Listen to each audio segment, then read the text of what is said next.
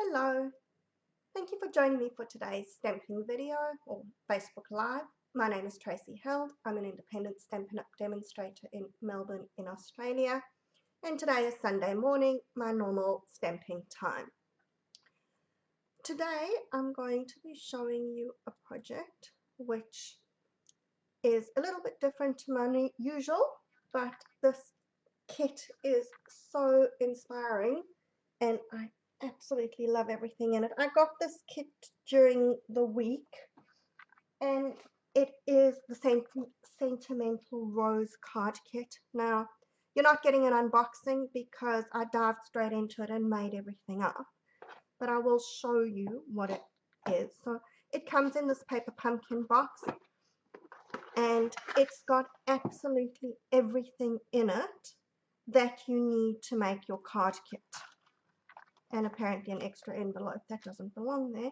So it's got your card bases, it's got all the pieces that go with it, it's got the embellishments, it's got envelopes to go with it, and this one is relatively, the cards are small, they're note cards. You can see you've got the pieces for the sentiments, it's got glue dots, it's got dimensionals, and it comes with the stamps and a little ink spot.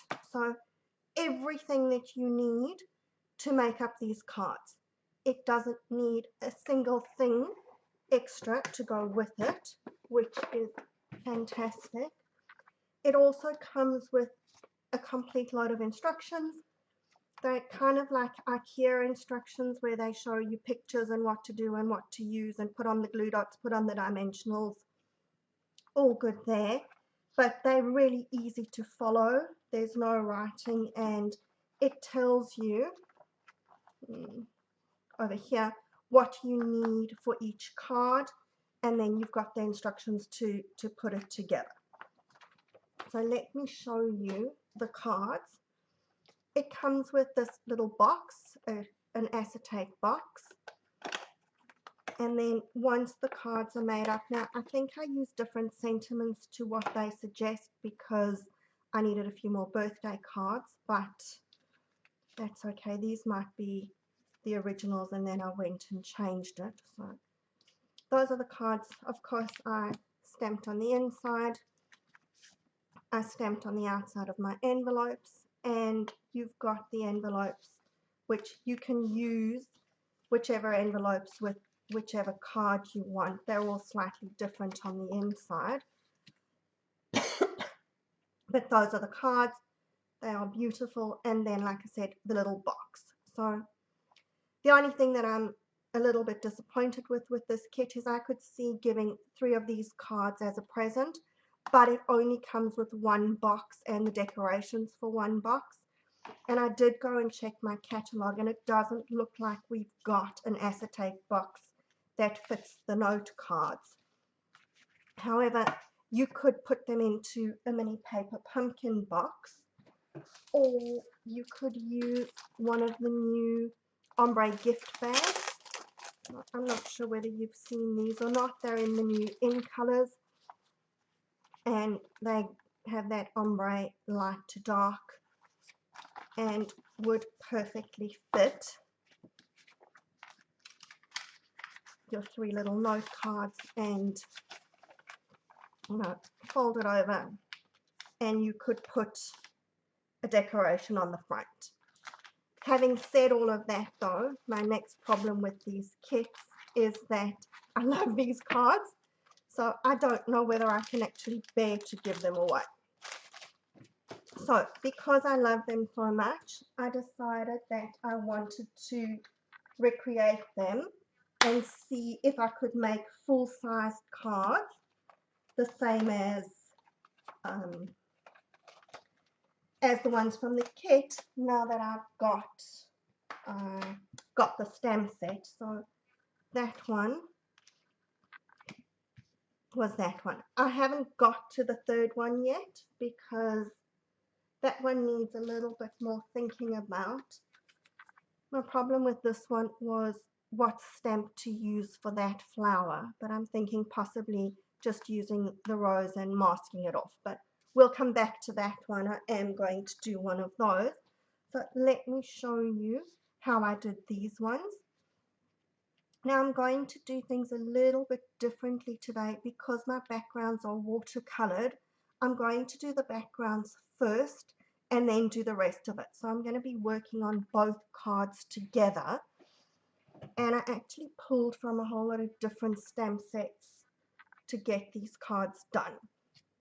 But let's get going, and I'm going to use the backgrounds first. So this one is 8 centimeters by my 14.9 centimeters, the full length of the card. And this one was, I can't remember,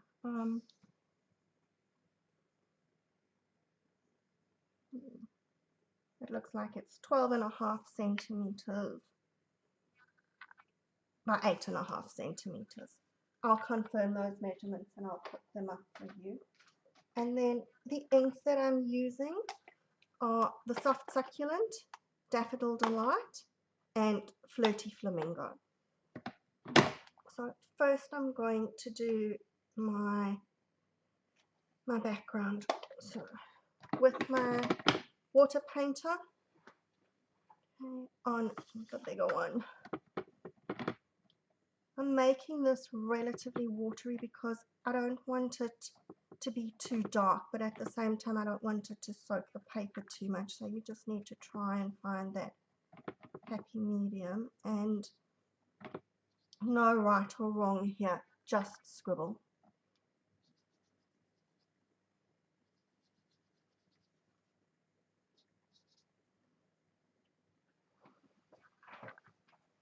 And as always with the aqua painters, just scribble off on a scrap piece of paper to change the colour.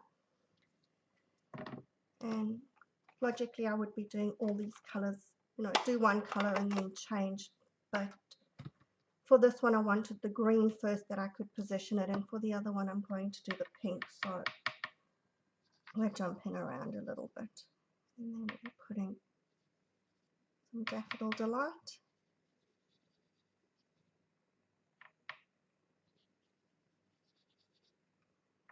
And I'm not using any water paper or anything. This is my old standard basic white paper. That should be fine. I'm going to put that aside to dry.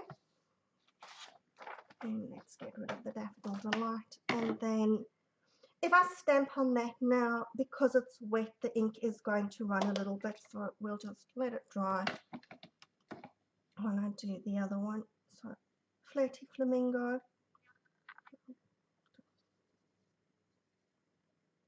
bit of a scribble over here.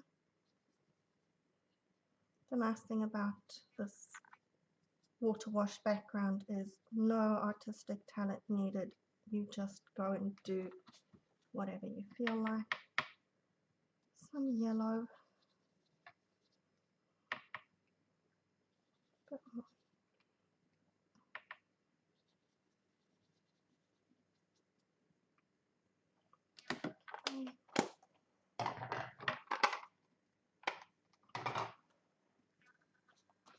And lastly, let's add some Soft Succulent.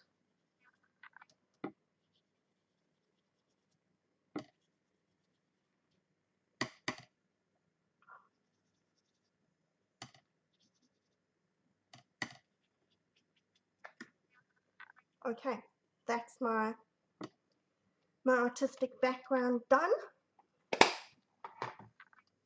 I'm going to let that dry.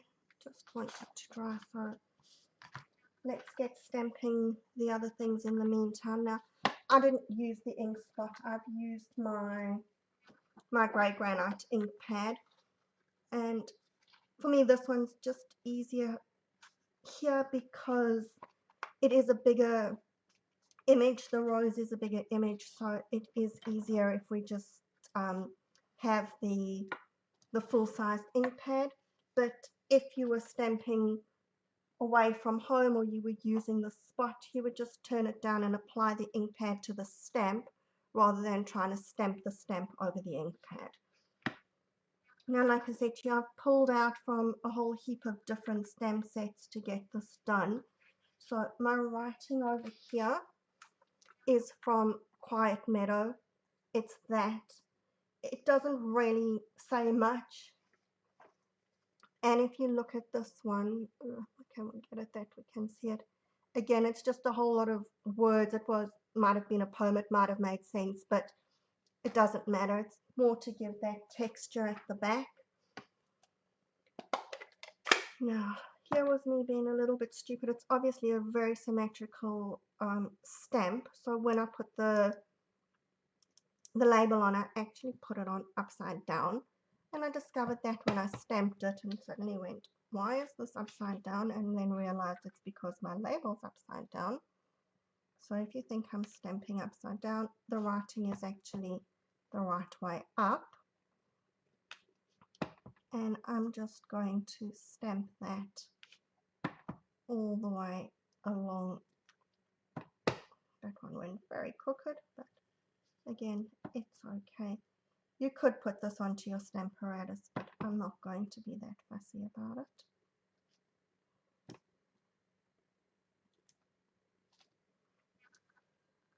There we go.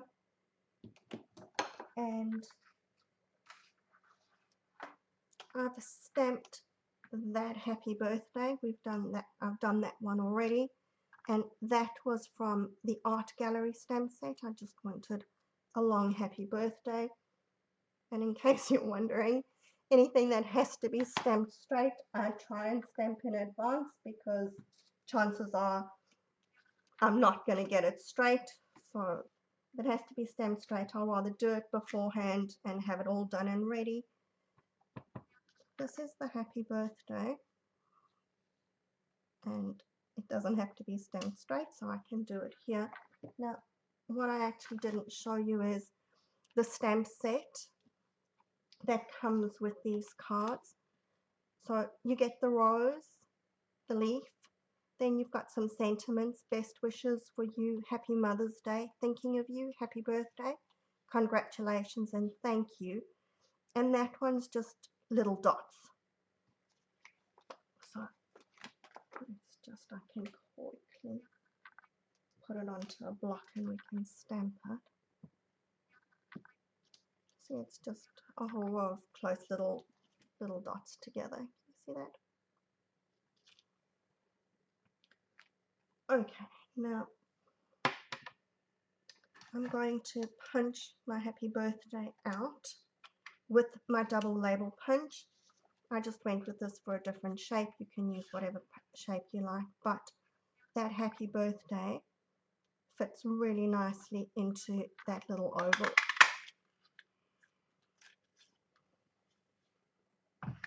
And we'll put you aside until I need you later.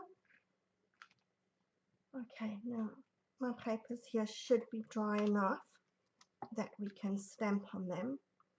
So the first thing that I'm going to stamp is the dots. And there are a few stamps with dots. So this one's got those dots. The dots that I actually used were from the Color and Contour stamp, which has disappeared for the moment. I'm sure it'll turn up somewhere. If you joined me for Woohoo Weekend yesterday, you'll know that I did a whole presentation using that Color and Contour, so it has to be here somewhere. But anyway, I've got the stamp, so we're going to use that. So I'm stamping off because that is soft and I don't want my dots here to be too overpowering.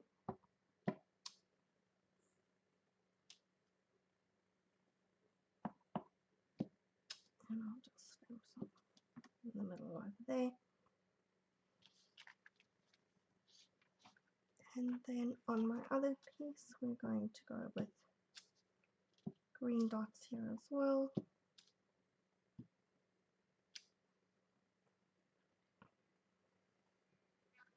And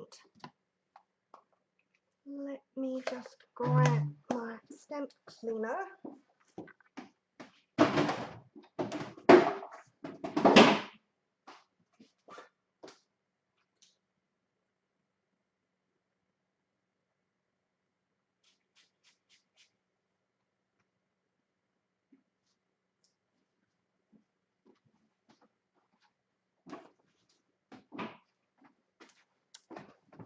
Knocked over a whole heap of stuff getting to the other side of the table, so if you heard lots of banging, it wasn't the world ending, it was just me.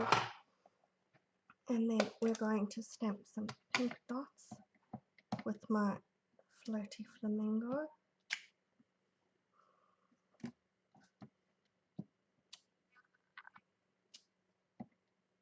And I'm going to put a few down there. Right, so that should be good. All our dots stamped.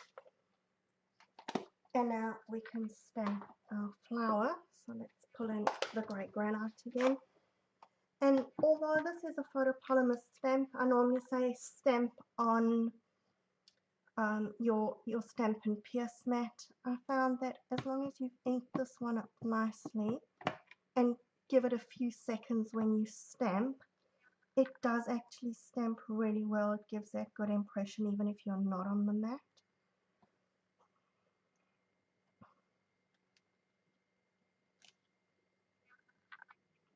And as I said that, of course, it didn't do it that well.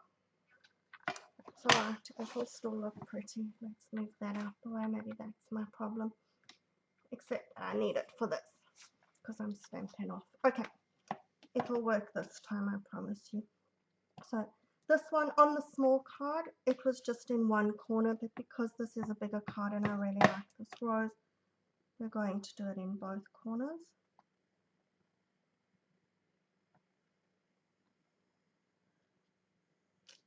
There we go, see? Perfect. I obviously didn't get enough ink in the middle of that one.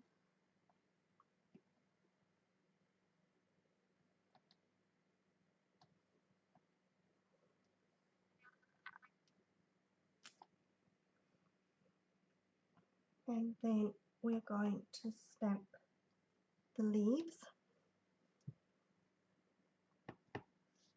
Really don't normally work on two cards like this. It's efficient, but gets a little bit confusing. I'm going to stamp these leaves. I'm going to try and get that there's not so many that's going to go underneath my banner.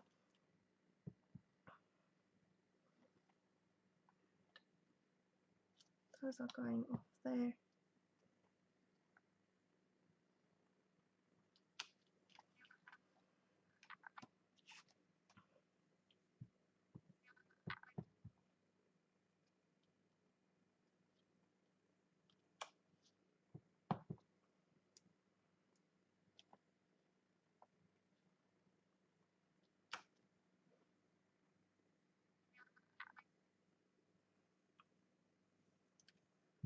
Just wondering if I want another lot of leaves over there. Right, so that's all our stamping done. Now we can go back to working on one card at a time. So if I'm taking that one, I'm going to take my watercolored panel, and now I've cut this panel that it's the same length as my card, so this is going to fit exactly, and we're going to stick it right to the edge of the card.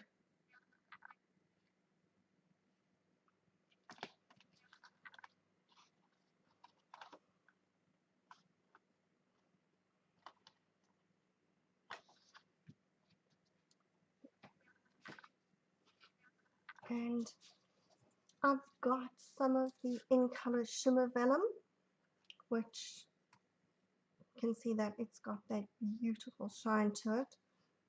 And it does emboss really nicely as well. This is just a scrap piece that I had left over, so although we're not going to see too much of it, I'm going to punch out my frilly oval in this vellum, stick my sentiment on top of that,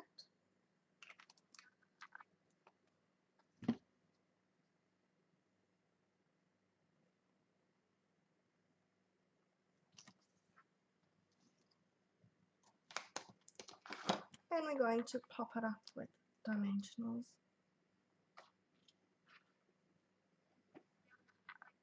And I even have a new sheet here. How novel is that? Now, what I'm going to do is, just because I didn't stamp the center of that rose very well, I'm going to stick that sentiment over there, just to hide my mess. See, there's never messes, it's all just creative. And then I've got some of the twine. This is left over from what came in the kit. You can just run it through your fingers to stop it twirling.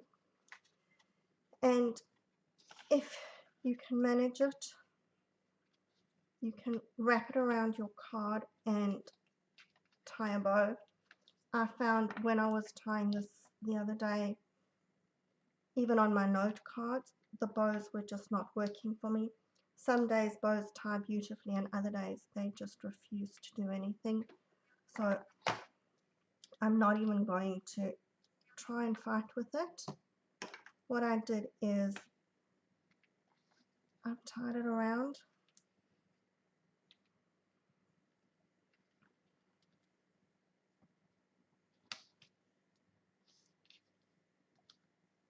and just tied. See, the twine doesn't want to cooperate with me. Alright, we want that to be tighter.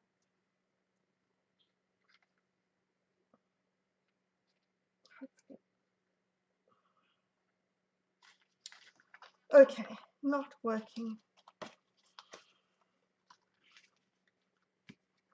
Let me see if I've got enough here to do another piece, because it worked like this the other day. That's just come to loose. I don't know, suddenly maybe I need to cut my nails a little bit. Maybe it's my nails have just got too long and they're getting in the way.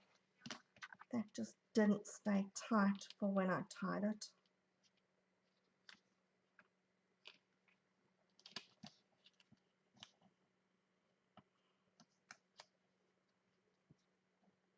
Because what I usually find, as long as it's relatively tight, when I pull the knot, it actually tightens the string. There we go, that time it worked.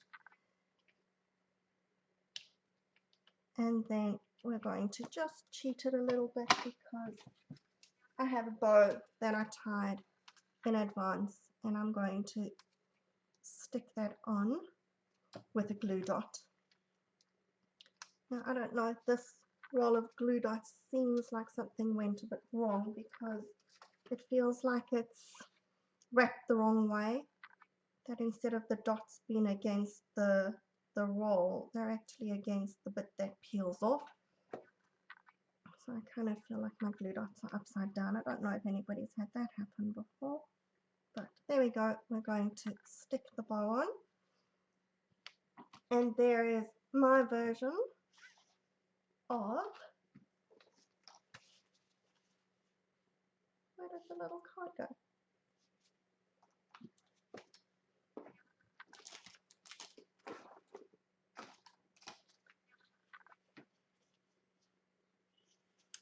That's the big one.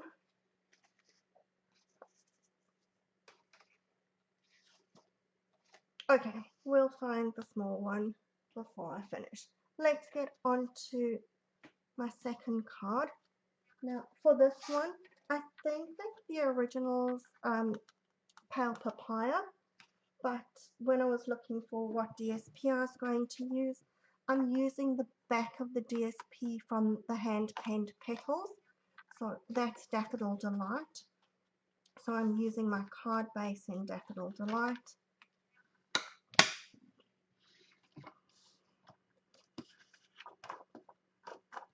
And that's cut to my standard first layer size.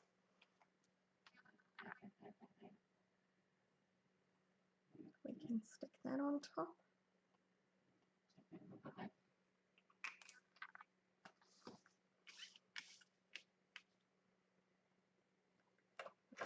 Decide which way you want it to go. I like it with the loops hanging down rather than hanging up.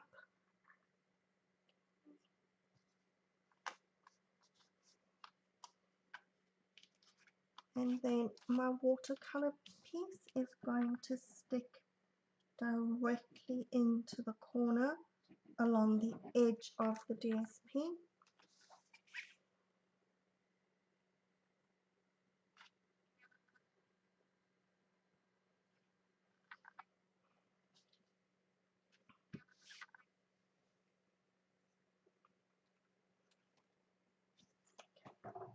I've got my piece of vellum, which again, that was just that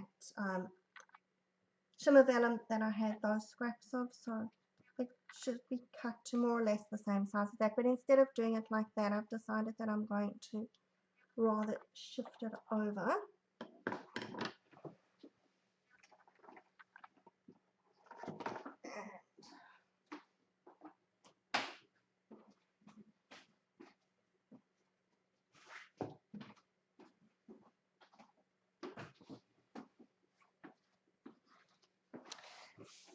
With my snail, I'm going to put some snail on the back. Make sure that you get the shimmer side up. That's quite important. We're going to put it a little bit over on this one. I didn't like it in line over there.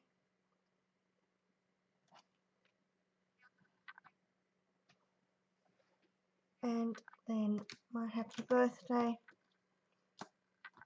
Again, we can pop up with dimensionals.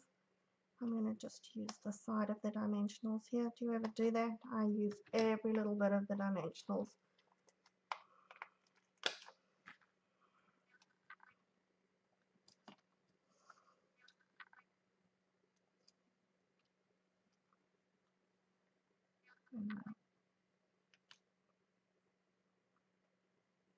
Pop that on top over there. And then the kit came with these big, I'm guessing that they're enamel dots, and that one, they were pretty much exact. There were some of the pink ones left over. I think I had 3 pink ones left over, but I didn't have any extra green ones. So for the green, I've just taken my in color jewels, and I might use the darker green ones on this one. And we'll just pop a couple of those just for some added bling on the card. Alright, so let's pull in, that's my version of that one, and here's my version of this one. Alright, so the only, if you want, catch with this is that you have to buy the kit so that you've got the stamp set, but once you've got it, trust me, you're not going to be sorry, because I think that this stamp is one of those stamps that you're going to use and use and use. It is so pretty, and the kit is actually really good value. It's $33, and that comes, like I said, with everything that you need to complete the 9 note cards and the little box that goes with it, and all your adhesive and embellishments. So I'll work on that last one, this one, and see what I can come up with for completing that one, and I will share that with you during the week. I hope you've enjoyed these cards. If you want to buy this kit, you can order it from our online store. I'll put the link up in this video, and I will see you next week. Have a good week. Bye.